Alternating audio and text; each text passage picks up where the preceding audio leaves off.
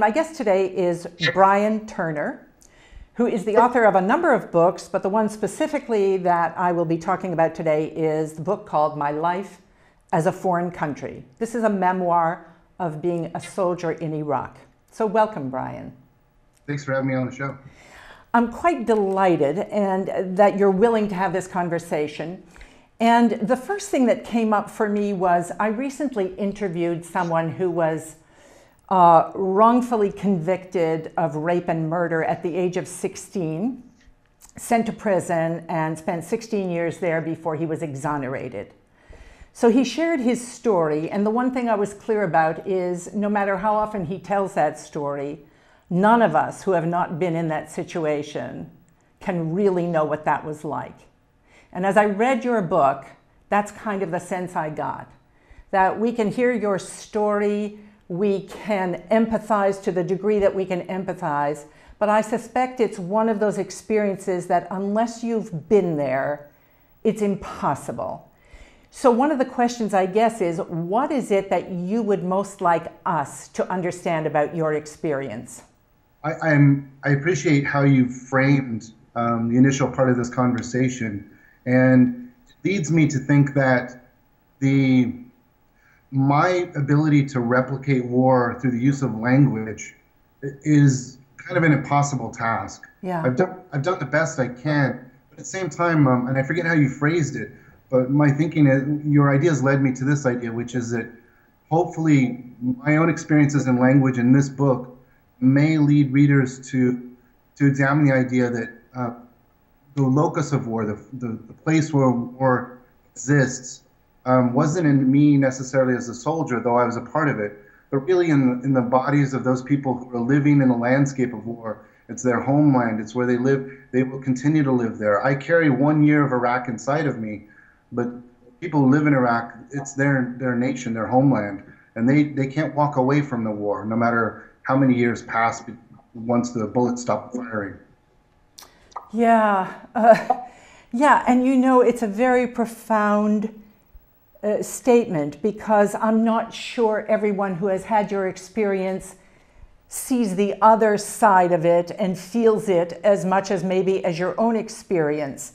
And it's very interesting because some time back I interviewed some Vietnam War veterans, and one of them had been a hand-to-hand combat, and he suffered from post-traumatic stress, and his life didn't turn out really well. And yet at the end of it, he said he would do it again. And I found that totally mystifying, because if I hear you correctly, this is something you're going to carry with you the rest of your life, but the people there will carry it with them for generations, and there's no escape for them. So if you had a different choice to make, what would that choice be? Well, I've been asked the question over the years in various guises, and I guess fundamentally to me, I read the question as one of regret or not. Mm-hmm. And I try not to allow myself to go down that path, because I'm not sure what good it will do me personally. But I guess if we stepped back on a larger sort of nationwide scale, mm-hmm. and looked at it that way, I think could have made much finer choices over the last decade and a half or so. And so me personally, I don't want to regret my life, because I have to figure out how to live with the things I've been a part of, and how I can try to maybe transmute them or just learn from them in ways that will be healthy and helpful in the years to come. Right. And there's clearly a deep inquiry for you. So you come from a lineage of soldiers, and we all inherit some family myths that we sort of automatically and unconsciously live into. And I gather that the myth of the soldier was a very strong one in your family. Am I correct? Absolutely. The idea of sort of martial valor and service to one's country or to one's larger tribe, that's definitely something I inherited in my family going back to the American Civil War. And even when I was in Iraq, my cousin was there at the same time. Years before, when I was in Bosnia, we were in a small base in the northern part of Bosnia, and I remember we did a handoff as the unit that came to replace us included my brother-in-law. So I ended up giving little bit of furniture I had sort of accumulated during that time there, and I ended up giving that, he inherited my furniture of, military service. Right, right. It's not only been generational, but it's been cross-generational too. Yeah, and that I'm sure is quite impactful as well. So the question then, I guess, for me is, if you had a son, would you pass that same myth on to him? Son or daughter, I served with tens of thousands of American military women. The only silver star in my unit actually was given to a woman in our unit who did the right thing when they were ambushed. But to your larger point, I think there were things I would be actively in conversation about, but it would depend. I think each of us, my family, what I learned was not to try to guide too much in the decision-making process, but to guide someone. I was guided well before that process, so that I would have to make my own decision, but hopefully I'd make a sound one. And that would be my process. I think I would be wary of a child going to military service, because I don't want to lose. I wouldn't want to lose a child, for one, and also be worried about the things they might have to do and the things they may have to carry home with them. But at the same time, I do come from it's a proud lineage as well. My family, they've done things that are difficult and what many others would likely not do. And right. I'm not talking about the ethics of it or the morality of it. I'm just talking about the sheer difficult nature of being in the uniform at times. And so I can see a resilience and a strength in them that they've learned during their time in service that also was part of the inheritance. And I wouldn't want to deny that as part of the process of being in the military to my own offspring, should I have some. Right. So it's a question, but oftentimes, I don't know if this is helpful, but oftentimes I'm asked this by parents when I do readings around the country, for example, and I encourage them and also to young folks that I've met, to consider, after getting, say, a bachelor's degree, if that's their process, to maybe go and join like Doctors Without Borders or a group like that, and to go out in the world. Imagine, I mean, we're talking about adventure and resiliency, and courage and strength. If you're out in some distant country in a Land Rover, and you're with a Cuban doctor and a French nurse, and the three of you have a handwritten map, and you've got to deliver medicines to a small village. It's as heroic. I say, try that for a year or so. And then, at the least, go and live outside of America in another country for 1 year. Yes. Just to experience another culture and to see America from a distance, which is very useful. And then when you come back, if you decide to still go in the military, then, I think the commitment is definitely proven, and they'll make better soldiers and Marines and sailors and airmen for that process. Yes, yes. It's interesting because way back when, I spent almost 2.5 years kind of living around the world. And I came back a different human being, and a lot of time in third world countries. And it altered me in so many ways, and my worldview, and expanded everything about me and my life. So it kind of points to what you're suggesting. It doesn't necessarily have to be the military. You can segue into that. But here's the thing. For me, when I think about war, I find war unfathomable. It's the gift that keeps on giving, and historically there doesn't seem to be any solution to it, and I find that unfathomable. So you go to a foreign country, you're a young guy, you see people being blown up, you participate possibly in blowing people up, you go into people's homes who are terrified, and it might even be the wrong home. In that process, do you ever feel like you're losing your humanity, or how do you make sense of it at that time? Or are you not thinking about it at all? I think in the actual moments, probably for most people involved, when a bullet's being fired, and if there are life-threatening moments that are taking place, in those moments and in the lead up to them, and probably shortly thereafter, I think that that process is more about adrenaline and sheer survival. There are few people that I saw around me that seemed to exude a kind of, to me, an unnatural calm within that situation, and they were good to have around because they could keep their cool when very few people could. I think in terms of reflection and perspective, I think it takes more time away from the moment to process these things. Right. And at least for me, that's part of the process of writing books. Is I wrote a book while I was in Iraq, so I was already sort of meditating on what was happening, day by day. But those books are much more those poems are much more immediate and in the moment, and not so much about me. Very few of the poems in my first book are about me at all. But the second book, and now the memoir, definitely there's spaces where I can sort of contemplate and think back and consider the question you just asked. Whether I can answer them fully, I know that I guess I would say that I was augmented in some ways. Some ways, my humanity was tested and hopefully maybe expanded upon. I know that seems odd, but in terms of kicking in people's doors and brutal, difficult things that took place, those are things that weigh on me, and things that I tried to put as much of that in the book as possible. But there are things that I'll have to figure out through the rest of my life. I look at my grandfather, I see the same thing in a much deeper scale for him. Yeah, it's interesting because as I read the book, and now you talk about it, you're going to have to deal with this the rest of your life. There are things we all have to deal with, but not to that extent or that level or that intensity. And hopefully most of us don't have to.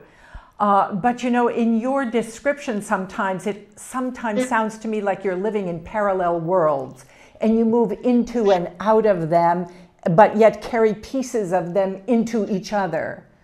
Sure. And so is that the case, and how do you deal with that? I think it's probably not so much unlike in different ways, but there may be a similarity, for example, with someone who's been in a horrific car crash, or perhaps people have PTSD or PTS, some people call it, but different types of, we have these traumatic events in our lives. Someone who's been abused through childhood, for example, or in a horrible marriage, for example. Mm-hmm. I think we carry our lives, all of us carry the moments in our lives, the few that we can bring with us, because so much is sloughed away and lost. And I think that the past is part of the present. Yes. And so how do we, so for me, in writing a book, for example, I couldn't write a memoir that had a linear structure. That just had, I mean, it does have a basic linear structure to it, but I couldn't write a linear narrative like, 0800 hours we moved out on this day, and then we moved in this and this and this and this, and have a straight sort of journey through an experience. It didn't make sense for me from my own experience in combat, and it also didn't make sense for me in terms of the way I process memory. And I actually don't think that this book is so strange in comparison with most people's processing of memory. And by that I mean, throughout a given day, we may be focused on a task, or we may be doing something at work, but there are moments where our minds will just drift off and think about another moment in time. We'll smell something, remember the year 1974. And that's part of the process of me moving forward, and writing the memoir was trying to capture in some small way the processing of memory. Right. There are a couple of questions, but one of them that came to mind, and I don't know why I thought of this as I was driving to the studio, but years ago, lots of years ago, I read a book called Johnny Got His Gun. I don't know if you ever heard of it, and I think it was by Dalton Trumbo. I don't know how well written it was, but it was compelling and devastatingly compelling.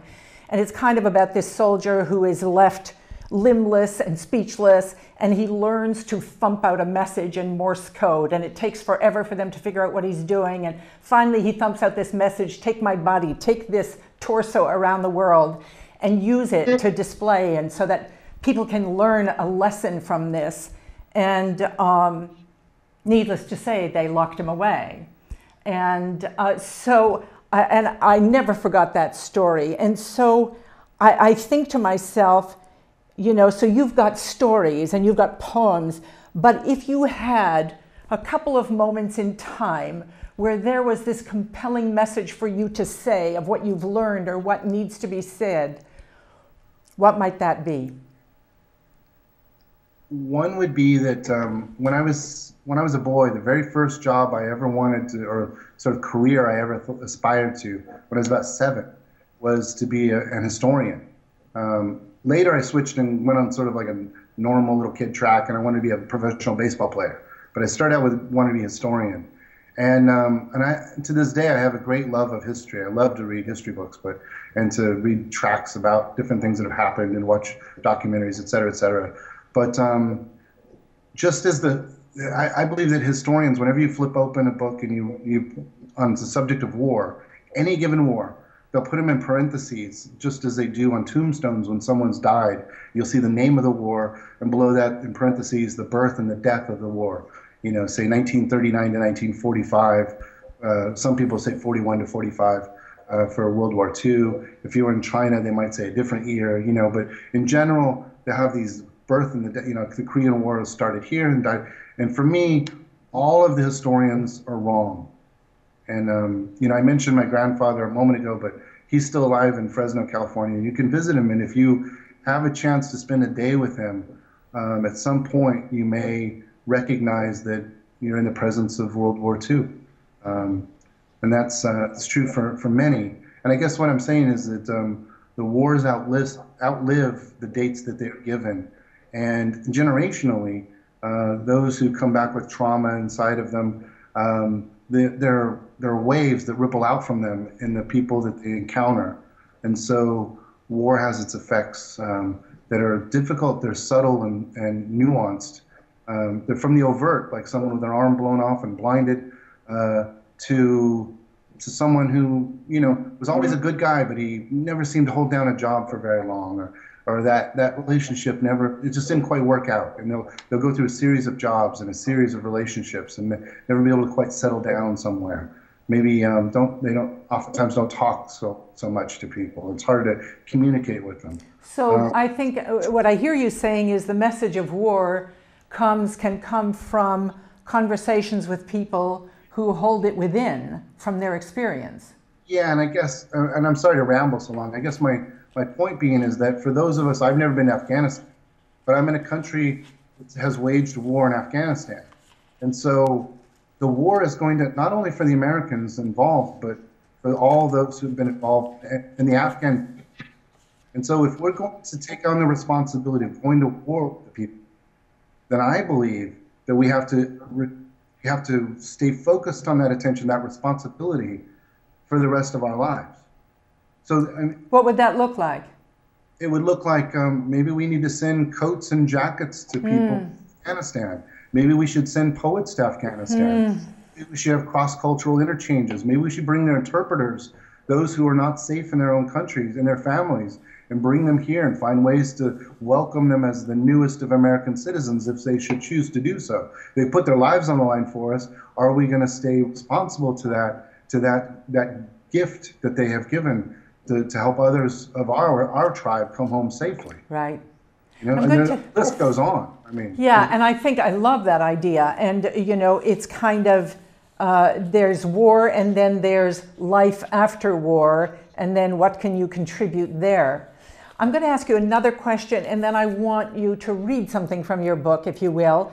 But this coming home, as I said, I've interviewed Vietnam War veterans. Their homecoming was fairly traumatic as well. Not just dealing with their experience, but then the way they were treated when they came home, some of them, by some people. So you said something, maybe it isn't that it's so difficult coming home, but that home isn't a big enough space for all that I must bring to it. And even if it could, it doesn't want to. Can you say more about that? I thought that was very moving. Yeah. Well, I think I often go around the country and I'll read, and then sometimes I love to have these conversations after reading to talk about the work and larger issues that come up out of the work. And oftentimes I'll ask people how many how to say the word, how to say hello if you're in Afghanistan or in Iraq, or how to say goodbye, or what is the word for love in Arabic or Pashto or something, and usually in most audiences there'll be one or two people, maybe. Some there'll be zero. For the most part, though, the vast majority of people, and I'm not a fluent Arabic speaker, so I try to find questions that are don't resolve themselves within me, and I share them. So if I find some kind of complicity or culpability within me, then I try to form it into a question and share it with others to see if it finds a home within them. And I guess my concern there is that I live in a country that seems to have a great endurance for war.